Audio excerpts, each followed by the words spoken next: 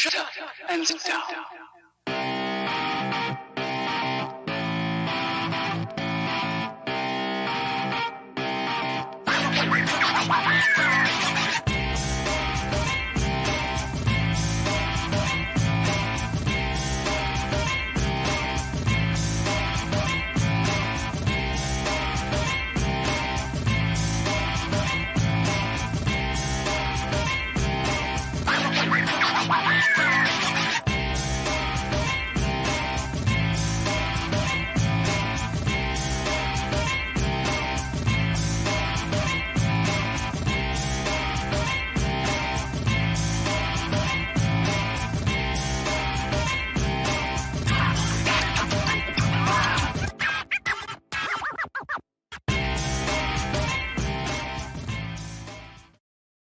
Well, good morning, everybody. I hope you are having a fantastic Friday for, what can be so fantastic in this, 7:45 a.m. It's not like the day has been going that long, but hopefully you are having a great day. I'm starting this day off on a good note. The sun is popping out some. I've got my partner in crime, Dennis, here along with me, wearing his con shirt. Gone! Do it that way. Live long and prosper. Or, he tasks me. He tasks me. Yeah, there's only so much I can do with you wearing that shirt, and I think saying con is about as far as I'll go. So let's not push it there, pal. Unfortunately, you don't know all the great quotes from that, because that would be a good movie to learn the quotes from. Let's not push it. Let's talk about what we are here to talk about. And I did a stream. I'm going to pat myself on the back a little bit, Dennis, for the first time. You mean this morning? Right, this morning. First time this morning. Right. Because I've noticed you've been doing that a lot lately, and your arms seem to be getting longer. Like Mr. Fantastic, they're stretching. Well, seriously, though, I did a stream. Look at that. 40% Zed says, and perfect timing again. Thank you. And welcome. Well, at least we know the notifications are working. Yeah. I did a stream. I believe it was in the new year, but it was over a month ago, where I was talking about George Perez. And it was after his announcement of his cancer diagnosis and stuff. So I did a stream talking about just George and some of the stuff of his that I like and enjoy. But I did say, I think what would be really cool is if Marvel and DC could get their crap together, stop their bickering, come together and reprint Justice League Avengers and and put it out and give all the proceeds to George. And I said, I think it'd be really cool too if they took the pencils because he did like 23, 24 pages of pencils for, back in the 80s when they were originally going to do it before the plug got pulled. And I said, it'd be really cool if they took those, because there's high-res scans of them. I mean, I've got JPEGs of all the pencils to that job, and they're high-res enough to where if I wanted, I could print them out and ink some of them. And I said, it'd be really cool if they had, good morning, Pedro Ang. Thank you for joining. I said, it'd be really cool if they had different inkers, ink a page, 24 different inkers, or maybe 12 different inkers, or just one, whatever. Blue line those pages, and they actually printed those as well. And then you could auction off the originals and whatever.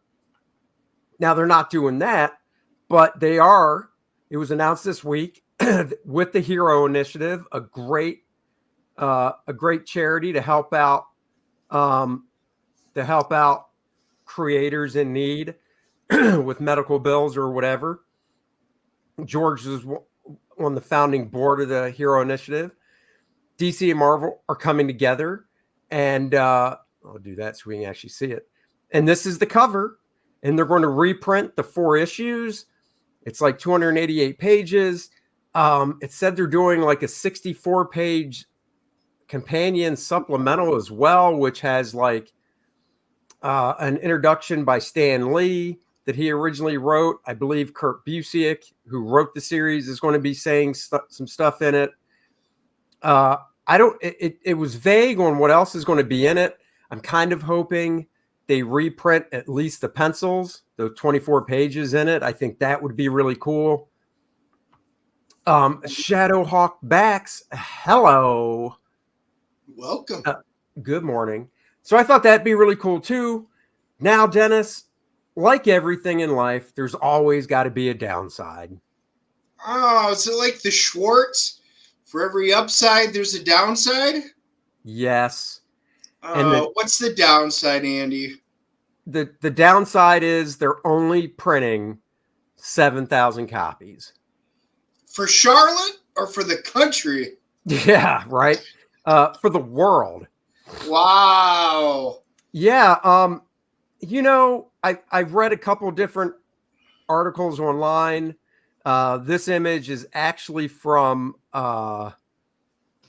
let's see what the website. I saw this made EW, Entertainment Week. This is from Polygon. Variety picked it up.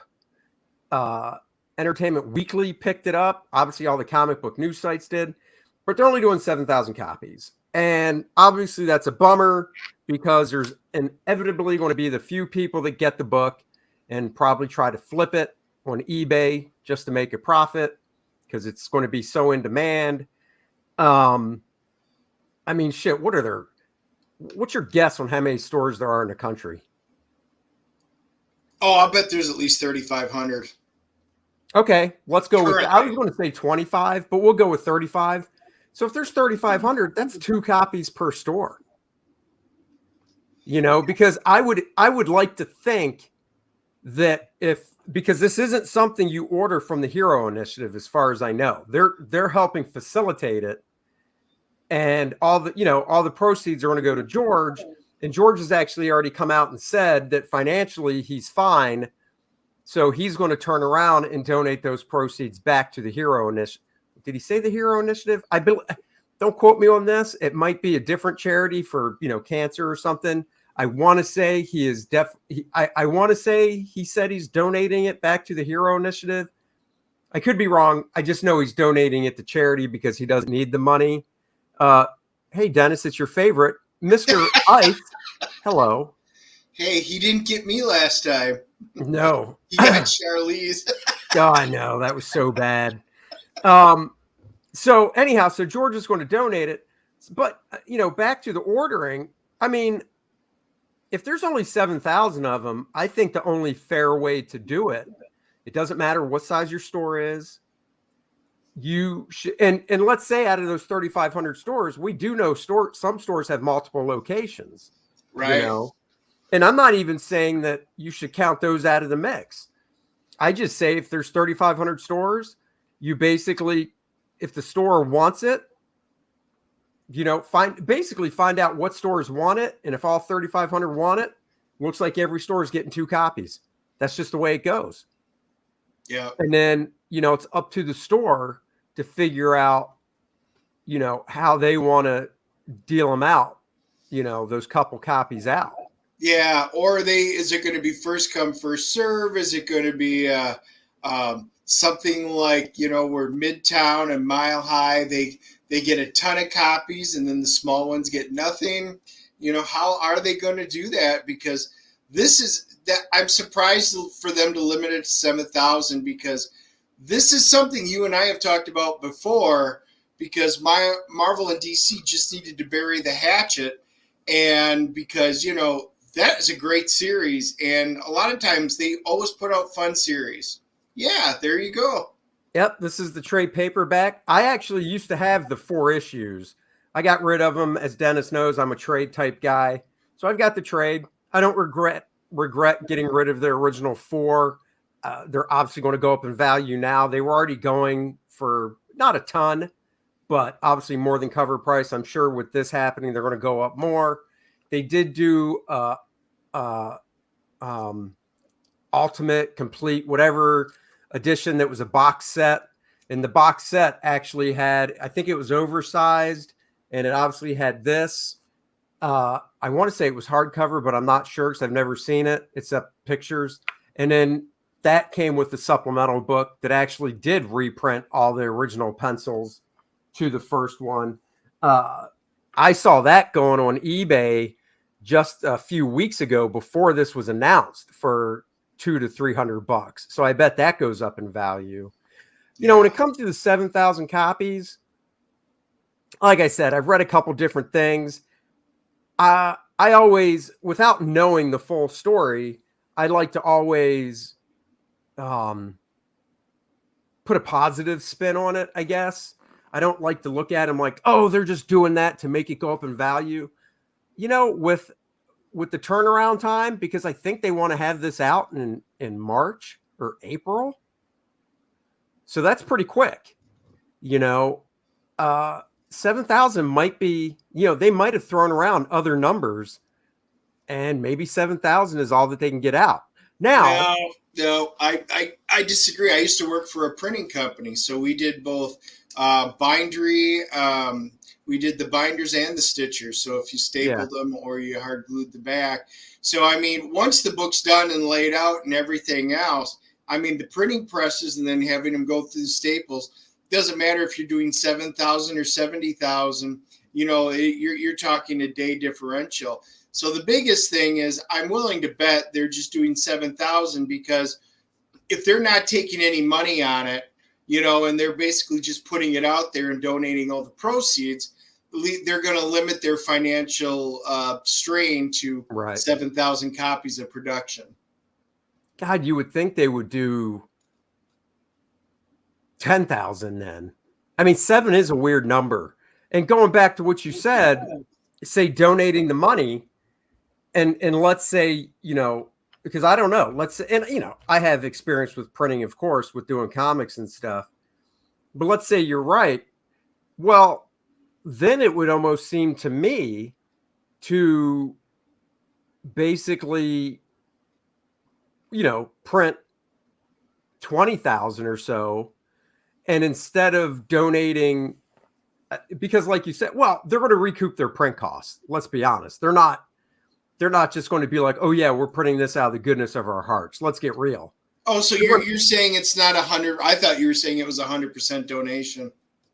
No, I think, well, no, I said that's what George is doing on the end of Marvel and DC. Right. I'm assuming with Marvel and DC, they'll come together on the print cost, and then anything they make above that, you know, they won't take a profit. They're donating the rest of the proceeds to George. But I don't think, and I wouldn't begrudge them for this. I don't think, I mean, why wouldn't they want to cover their print cost? I don't know. Sense of altruism, you know, especially for somebody like that. I don't know. I think the big companies like that could do it. But then here's the other thing. So they're selling it for $29.99, which is a great deal. I think this trade paperback I have, which is just the book, no supplemental, was $20. So, you know, that's not a bad price. I was going to say the original cover price, weren't they like $4.99, $4.95 or something like that a book at that time? Yeah. So that's $5 times 4. That's $20 just for the original comics. Well, and that's the other thing. If they're only doing 7,000 copies, they could have they could have printed it oversized, not comic book proportions, but bigger. And even not doing that, they could have easily charged $45-$50 because, you know, it's that 64-page supplemental and this, you know, the trade paperback itself. And with 7,000 copies, they could have easily have done that. No problem. $45-$50. I wouldn't be surprised if some stores, and I don't have a problem with this, you know, if you only get like 4 copies at your store, I would get I would do a sign up list, and then I would do a silent auction. But here's the caveat. As the store, you can either donate all the proceeds, because if you do a silent auction and you've got, say, 100 people that want it and you got 5 copies, it's going to go up. I think if somebody does that, you're looking at more than $100 a piece. I bet so. Yes. I think the store then at that point should take the extra over the $30 and, donate that to either, anything. They could donate it to a cancer research, because that's what George has. They could donate it back to the Hero Initiative, whatever. But I wouldn't have a problem with, like I said, if the book goes for $100, the store going, all right, I'm going to donate 70 and keep, the actual price point that they paid for it. I mean, they paid less than 29, but you know what I mean. Act like they sold it for the 29. So I think that would be cool. I was excited to try and get one. Of course, there's just in my driving distance, there's 3 stores. So, I'll throw my hat in the ring, and if they do the auction type thing, I'll do my best, but I don't have super deep pockets. So, yeah, if you guys, if they do, if the local comic shops near you do auction them off, when we get on after it's all said and done, if you guys see what they go for, I'd be curious to know, what they were doing across the country. Yeah.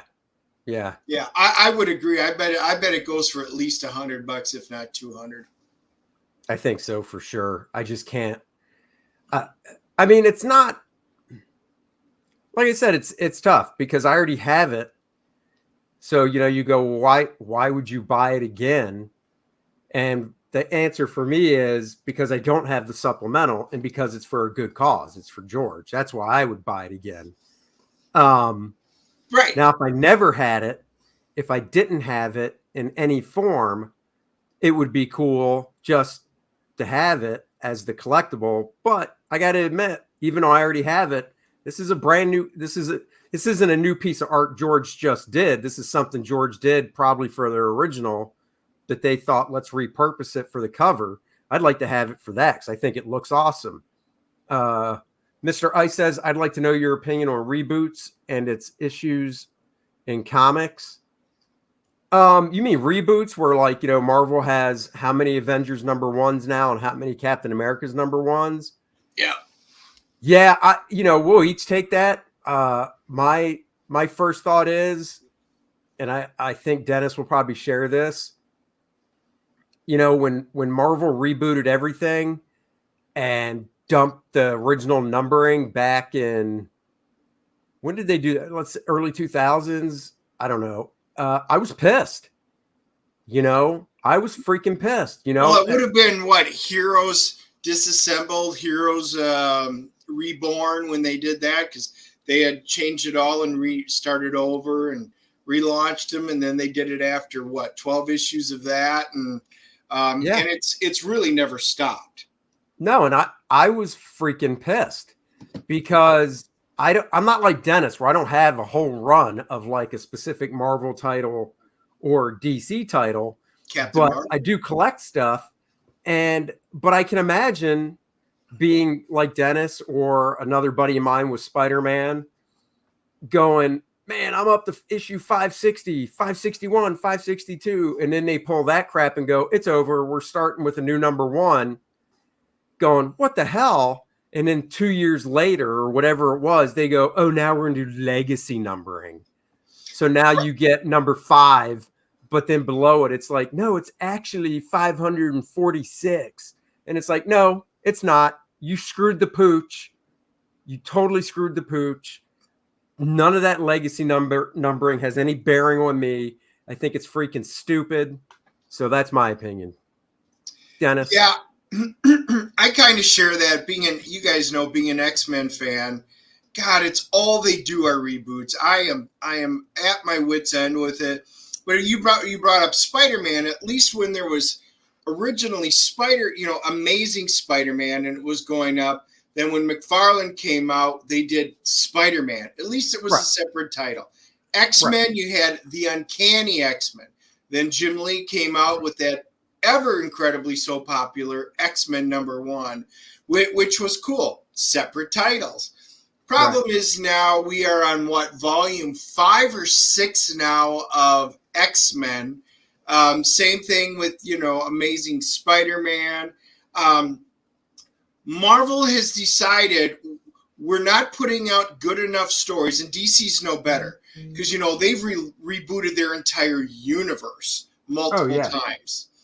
The problem is when you've got Marvel Comics, they come out there and say, look, we're not putting out great stories because that's really not important anymore, but we need to still sell books. So we're going to relaunch issue #1 with 27 new variant covers, and you guys can go buy it, and they get this huge uptick in spike on sales for the issue #1.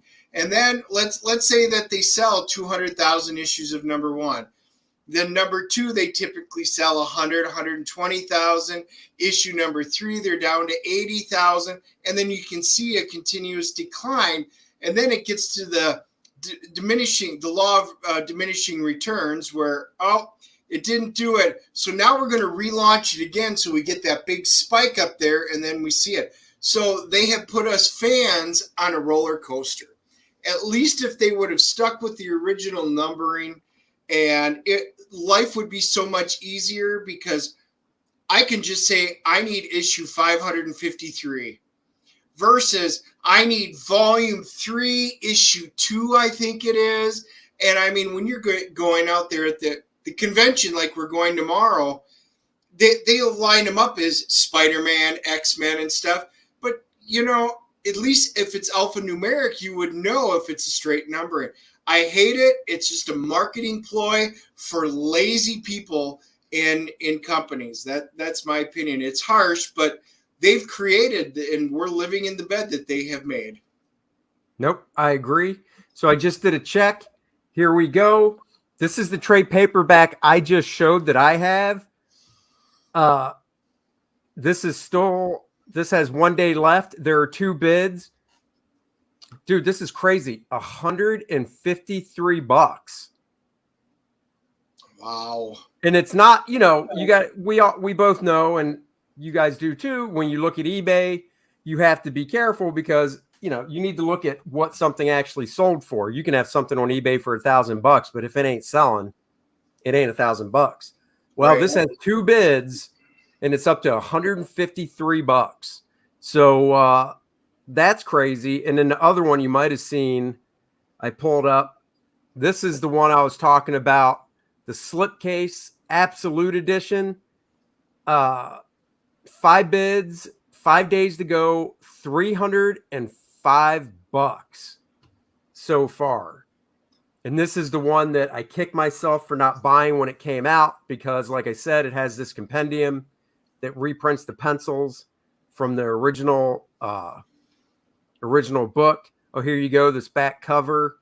This is what they're using for the new cover. You can see the supplemental opened up, showing some panels and stuff.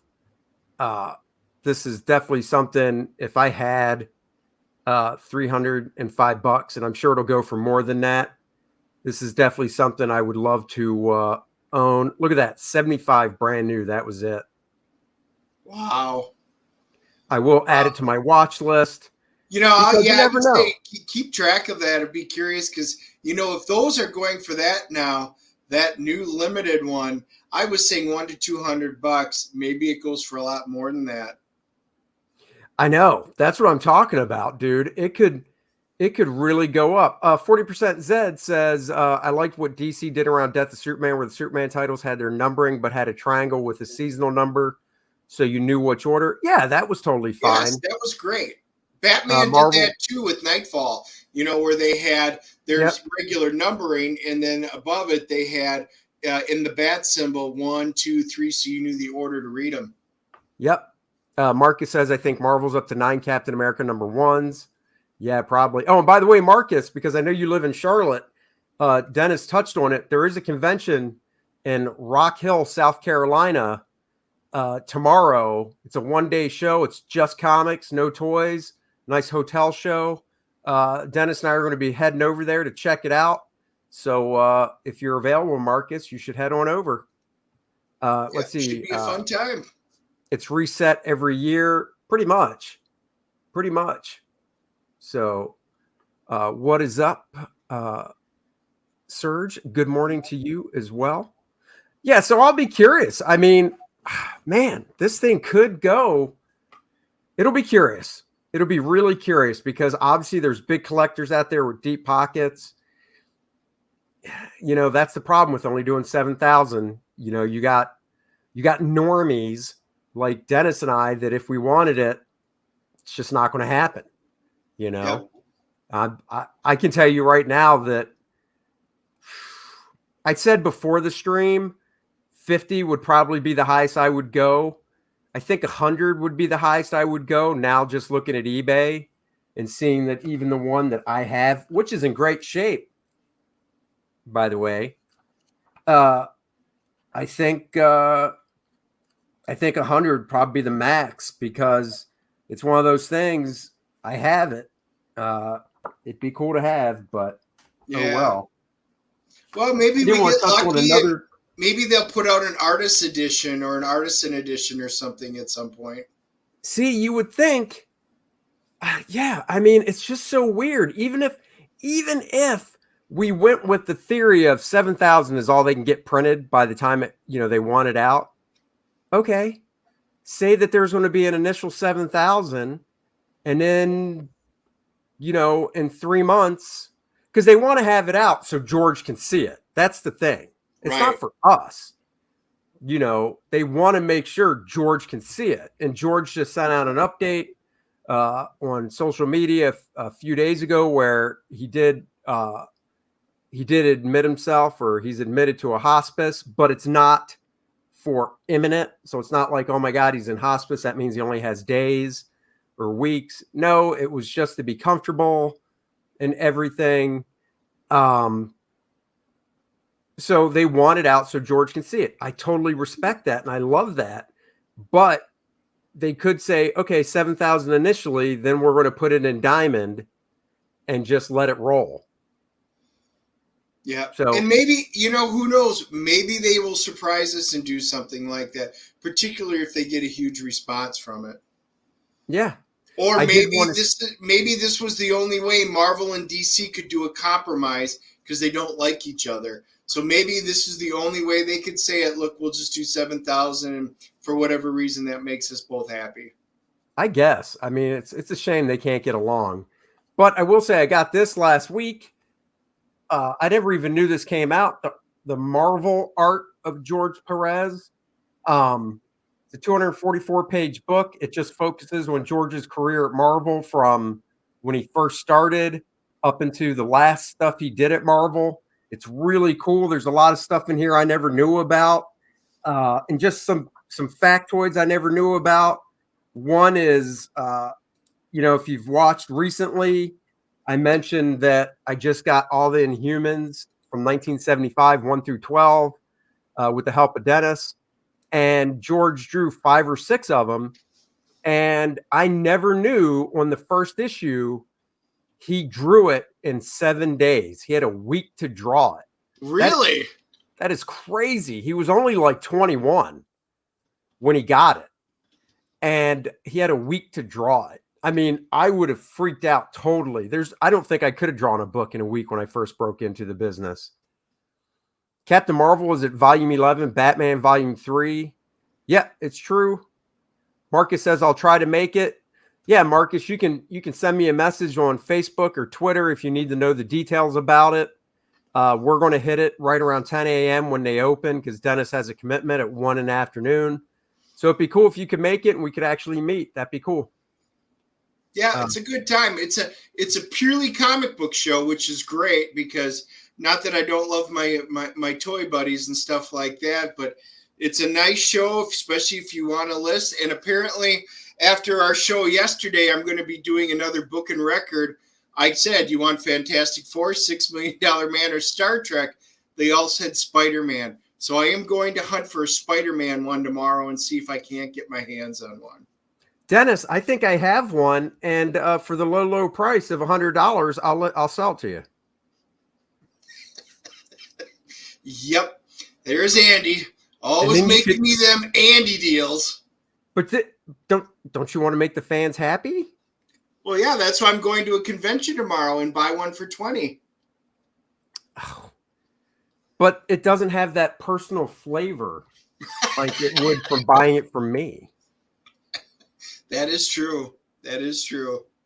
So here I want to show because Teen Titans. Hyper Kaiju said it. Now I feel like digging out my old Teen Titans. And there's a issue of Teen Titans. It's issue number 24. I love the opening splash page, so I'm gonna show it to you guys. This is the opening splash page from Teen Titans number 24, and I love this. I saw that, and you know, George did when he first went to DC before Teen Titans. He worked on Justice League, and actually, my buddy John Beatty inked some of that stuff.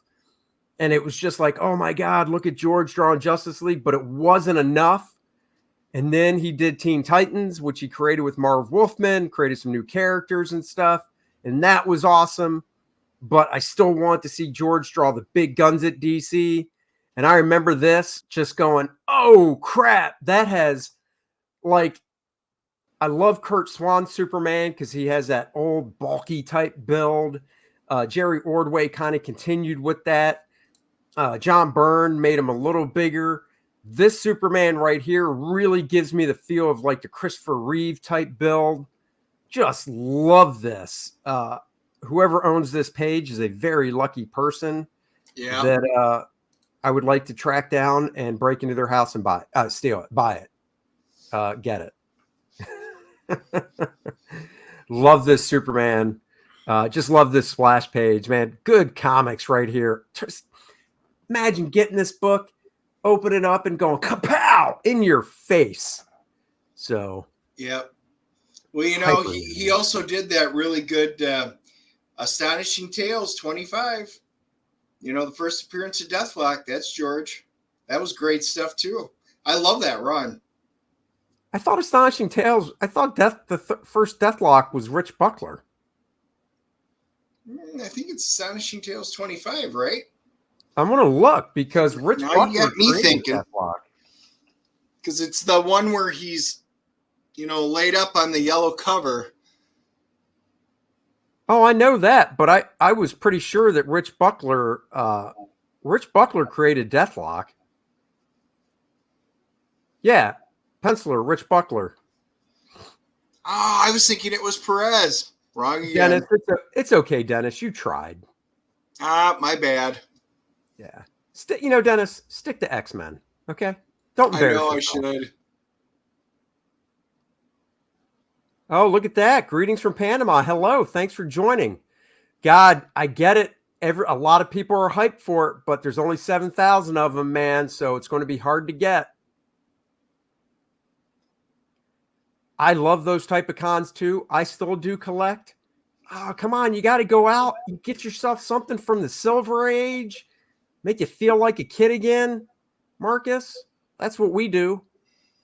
That is what we do. Yeah, I am kind of bummed I got rid of my Teen Titans stuff when I did my DC purge out of anger. Out of anger. Good Lord. All my Green Lanterns out of anger. Out of hate and anger. Yep. I get it. I might have to. I'm saving this image off. Who knows? Maybe I'll get a wild hair and I'll print this out in blue and ink it myself just so I can have a quote unquote knockoff original. Oh. Never know. I say that and then I'll never do it, but you never know. So. Well, you'll have plenty of time once you're done with First Man. What are you talking about? Then I got to fulfill. I'm sorry. Then we have to fulfill First Man. Whoa. I like how I just got navied. Never again volunteer yourself, but you didn't. You volunteered me. Right. Because, I'll hook you up with, a beer or something. ink that on stream. Maybe I will. Maybe I'll print it out in blue. I got to take all the colors out of it first. And maybe I'll print it out in blue and ink it on a stream. Just, dab at it every here and there. It's pretty simple page to do when you look at it. So maybe I'll do that. I still have to ink. I still have to get around, and maybe on Sunday I'll try doing this. I still have to ink Prime right here on stream. Big old Prime. So, we'll see. We'll see. But that's what I want to talk about today. I just want to touch on it because I was very excited to see DC and Marvel coming together, putting their differences aside like adults, and doing something for George. And like I said, or like George said, even though he doesn't need the money, he is doing the right thing. And instead of saying, you can always use more, and donating it back. How the heck do you take the colors out? A big eraser. Now, I will show you guys real quick. I don't know if I'm going to be able to take them all out. What's Marcus say? Marcus says George had a backup cartoon in that issue. I'll have to look. I own the book. I just haven't looked at it in a while. But here, I'll show you guys real quick. Because that's a very good scan of the page. So it might not be that hard to take the colors out. So let me show you guys. Share my screen. So this is Photoshop. Obviously, the first thing I would do is basically, let me see what the image size is of this thing. Yeah, so it's not that big, but I'll boost it up some. 200, make it 17. So let me make it 10. All right, that'll get a little more. Honestly, I would select. There's a couple things I try first. First, it's select color range. I select all the black. And then let's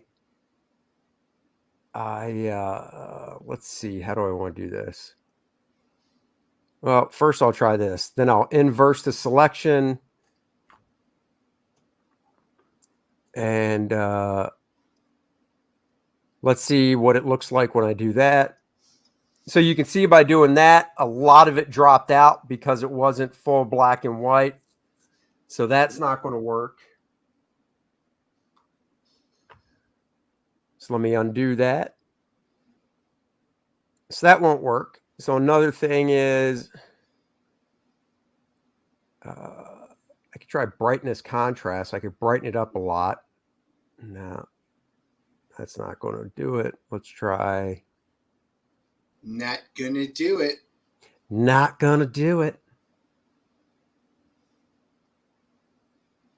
Nope. Change it to grayscale.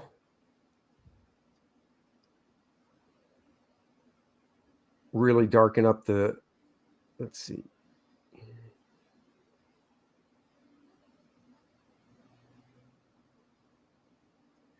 So it could be one of those things where I literally just get it to this, which you can still see. It's not perfect, just black and white. You can still see gray tone, but I could probably take this and slap it to duotone like this. And I could print this out in blue. And actually, hold on.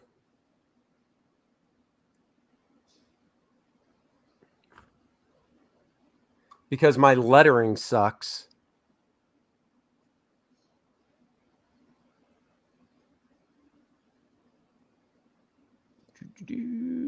I would want to take the lettering. I'd want to print the lettering out in black. Yes, George started off as an assistant to Rich Buckler. So that could be where Dennis went wrong. It could be. Could be. What's up? Val is in the house. And then let's make sure I copied that. Copy. Image mode. Duotone. image mode, RGB, edit, paste. Now I've got the lettering in black. And then what I would do is I'd go in and I would erase out the black you can see around the word balloons. And then I would print this obviously full color. So the lettering would print black.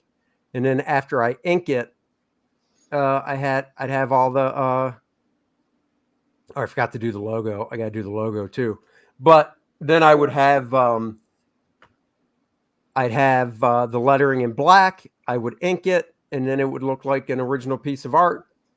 So that is what I would do. Look at that. I feel like you got a show all lined up, Andy. Yeah. So I'm now going to save this so I can actually work on it later. But yeah, and then I would print it out in blue and slam some ink on it. So there you go. That is how I would do it. That's cool. Yeah. See, you learn something new every day. Dennis, that lesson will cost you $10 next time I see you. How about I just buy you a beer? Wow. Wow. As long as it's not one of your shitty beers. No, it's a malt. I'll get you a malt. How's that? I'll take you up on that. Yeah. I will take you up on that. Get me a malt liquor. Coke 45. Right. We were going to do that for the Super Bowl, but we didn't want to stop at the store. So now I don't want to say we settled on the Chenoo, but I wound up having the Chenoo brew. Yes, we did. Yes, we did. And then last but not least, of course, got to pimp out the First Man Volume 2 Learning Curve. Guys, get on it. Got a couple people reserving their copy, backing it last night. I saw after the professional stream, and very thankful for you guys that did that. Thank you so much. So back it now. I'm working on it daily. I'm working on page 49 today. So there you go. Get yourself the book. Get yourself volume 1 and 2. Volume 2 in the black book. Both covers if you're a completist. Get yourself a head sketch. 5 of those are remaining. The fabulous bundle. 11 out of 15 of the single figure commissions are claimed. So you can still get a nice commission. Become a character in the book. That would be awesome.